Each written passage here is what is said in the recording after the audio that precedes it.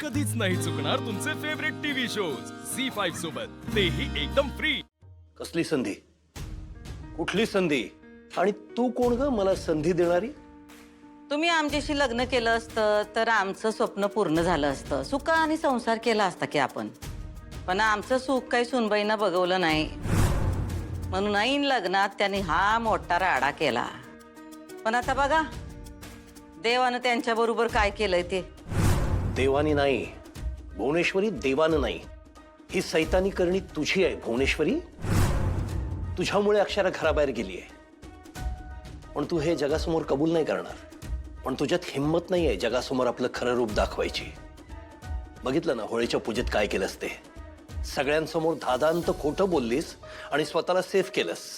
हेच करतेस तू, हेच। जगाला दाखवायचं वेगळं, आत वागायचं वेगळं।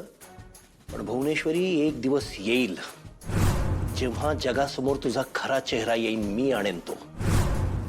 मी तुला या घराच्या बाहेर काढेन, तुझ्या हाताला धरून।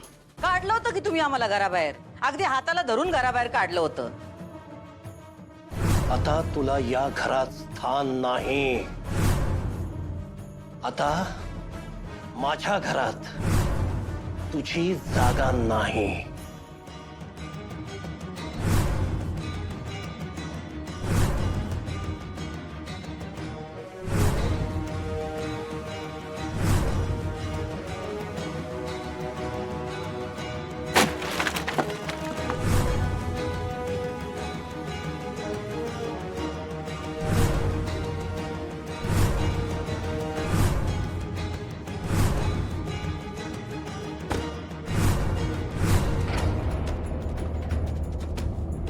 झालं काय?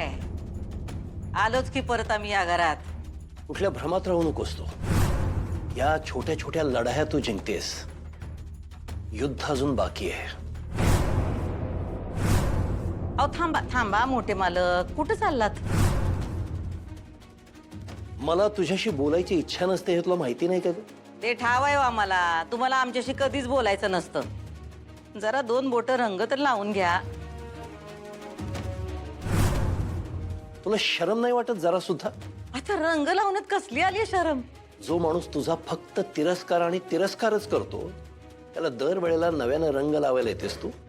तुम्ही आमचा तिरस्कार करताय हो, पण आम्ही तुमच्यावर प्रेम करतोय की, आणि प्रेम आहे म्हणूनच रंग लावायला आलोय।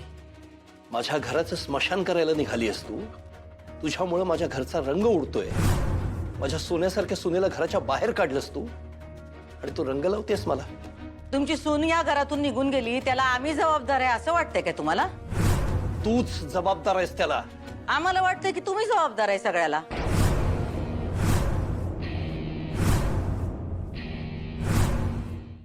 झी5 ॲप डाउनलोड करा आणि पहा सर्व एपिसोड्स एकदम फ्री।